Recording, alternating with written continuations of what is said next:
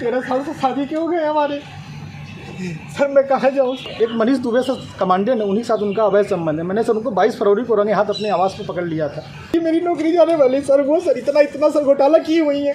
सोच कर देखिए, अगर आपकी शादी किसी लड़की से हो और वो लड़की अपने लाइफ में बहुत कुछ करना चाहती हो या पढ़ना चाहती हो या जो कुछ भी वो करना चाहती हो, और उसमें उसका हस्बैंड उसको सपोर्ट करे और वो हस्बैंड अपने जीवन के वो हर एक कमाई उस औरत में लगा दे कि ताकि मेरी बीवी पढ़ लिख के कुछ अच्छा बन जाए, कुछ लाइफ में बड़ा कर जाए, कुछ लाइफ में वो मुकाम हासिल कर ले जो लोग सपना देखते हैं मुकाम हासिल करने के लिए। तो कितनी खुशी की बात होगी ना अगर वो हस्बैंड सपोर्ट करता है। तो आपको भी लग रहा होगा कि हाँ, कितनी खुशी की बात है कि एक हस्बैंड अगर अपनी बीवी को सपोर्ट करता है तो कितनी अच्छी बात है। लेकिन ये भी सोचिए आप कि अगर वही औरत अपने हस्बैंड के पैसे को यूज करके और पढ़ ले और लाइफ में एसडीएम बन जाए, और एसडीएम बनने के बाद कुछ सालों बाद, 2 साल 3 साल 4 साल बाद हो नहीं बल्कि 13 साल बाद अगर उसका अफेयर किसी दूसरे व्यक्ति के साथ हो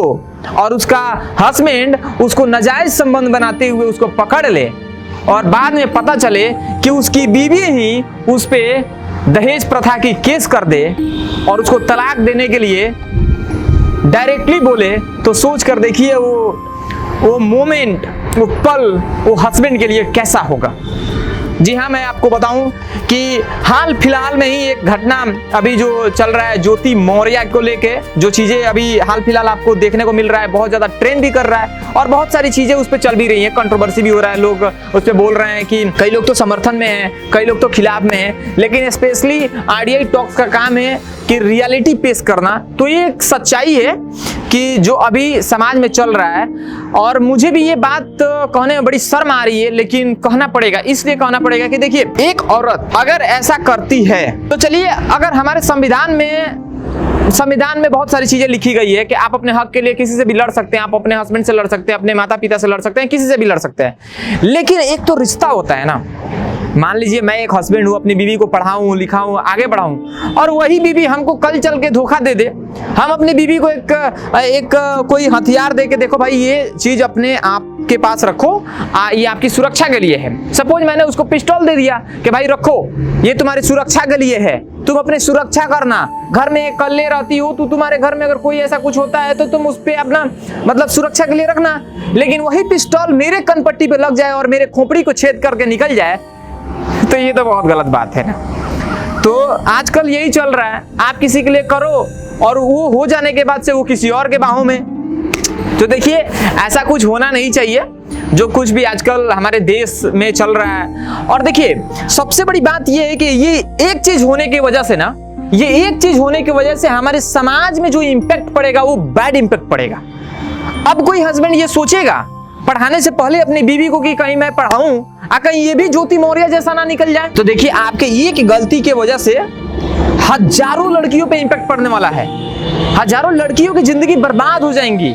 जो हस्बैंड पढ़ाना चाहता होगा, सपोर्ट करना चाहता होगा, वो सपोर्ट नहीं करेगा। फिर तो एक के वजह से वही कहा गया है ना कि देखिए, बात सबसे बड़ी चीज ये है कि एक बाल्टी अगर पानी रखा गया हो और उसमें एक बूंद जहर डाल दिया जाए तो पूरा पानी जहर हो जाएगा।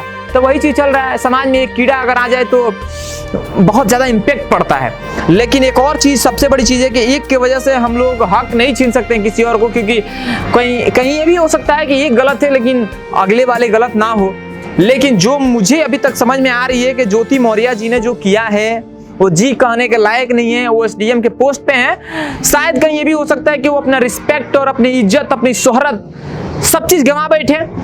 जब किसी गांव में जाएंगी और गांव के लोग सुनेंगे कि ये ज्योति मौर्य एसडीएम आ रही है इस गांव में, तो कहाँ उनको इज्जत मिलेगा। जो ये व्यक्ति बात जान रहा होगा कि जो अपने पति का नहीं हुई, जो अपने पति का नहीं हुई, जो अपना कमाया हुआ पूरा संपत्ति उस पर लुटा दिया, वो गांव वालों का क्या होगी भाई। देखिए, हस्बैंड वाइफ में बहुत सारा वादा, बहुत सारा प्रॉमिस होता है कि मैं तुम्हारे लिए ये करूंगा, वो करूंगा, मैं तुम एसडीएम बन जाऊंगा तो मैं ये करूंगी, बहुत सारा चीज हुआ होगा। वैसे ही जब हम समाज में कोई पोजीशन लेकर जाते हैं तो समाज वाले से हमें कहना पड़ता है कि देखिए, हम आपके लिए ये करेंगे, 2 महीने बाद हम आपके लिए ये कर देंगे, हम गांव में ये विकास करवा देंगे, वो करवा देंगे।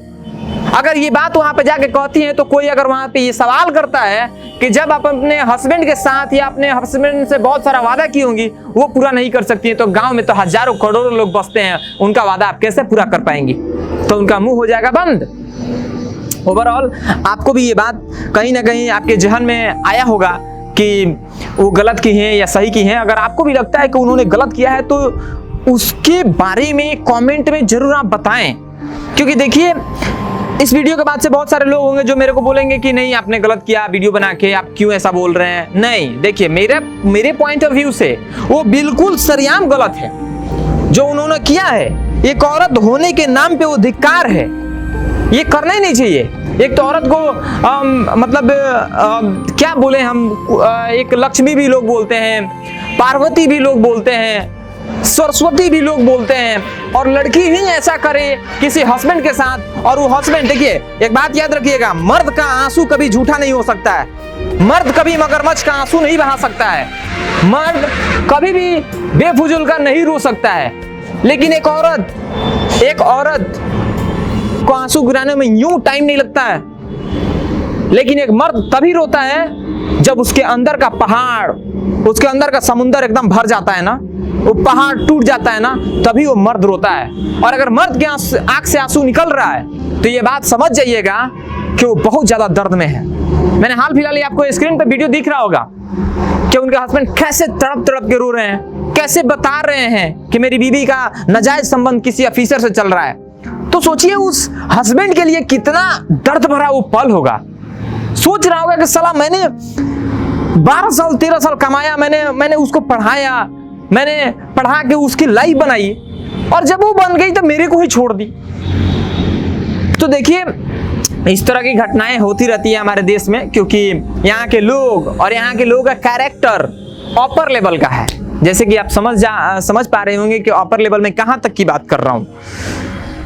तो इस तरह की घटनाएं अगर हमारे समाज में होती है तो समझ लीजिए कि हमारे समाज को बदलने में जो 2 दिन लगना चाहिए वहां 4 दिन लगेगा, क्योंकि एक गलती करेगा तो उसके वजह से समाज में बैड इंपैक्ट पड़ेगा। और बैड इंपैक्ट यही कहता है कि बैड इंपैक्ट होने की वजह से आपके लाइफ में, आपके आस पड़ोस के लोगों में सुधराव की जो बढ़ोतरी होती है उसमें कमी आ जाएंगी।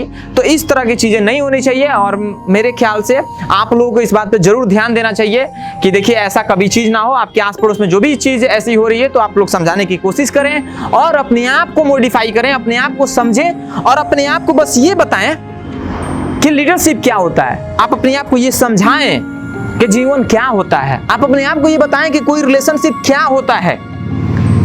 ऐसा नहीं कि आज हम किसी और के साथ हैं, कल किसी और के बाहों में हैं, तो ये सरेआम गलत है। अरे जीना ही है तो एक के साथ जियो और मरते दम तक जियो, तब जाकर ना लगेगा कि हाँ यार मैंने लाइफ में कुछ पाया है। आपके पास शोहरत दौलत सब कुछ होगा, लेकिन आज किसी और के बाहों में, कल किसी और के बाहों में, परसों किसी और के बाहों में, तो ये तो घटिया किस्म की जिंदगी है ना, एकदम घटिया किस्म की जिंदगी है।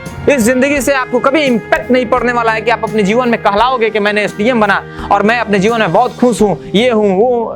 खैर अपने आप के लिए बहुत खुश होंगे, लेकिन समाज के नजरों में आपकी खुशी रत्ती बराबर भी नहीं गिनी जाएगी, और उस खुशी का कोई मतलब नहीं अगर समाज आपको थूकता है। एक लोग थूके तो अलग बात है, लेकिन 100 ही थूकने लगे तो फिर तो बहुत गलत बात है। ओवरऑल वीडियो आपको कैसा लगा कमेंट बॉक्स में जरूर कमेंट कीजिएगा, और चैनल पर पहली बार आए हैं तो चैनल को जरूर सब्सक्राइब कर लीजिएगा, क्योंकि यहाँ पे रियलिटी बेसिस बातें होती रहती हैं।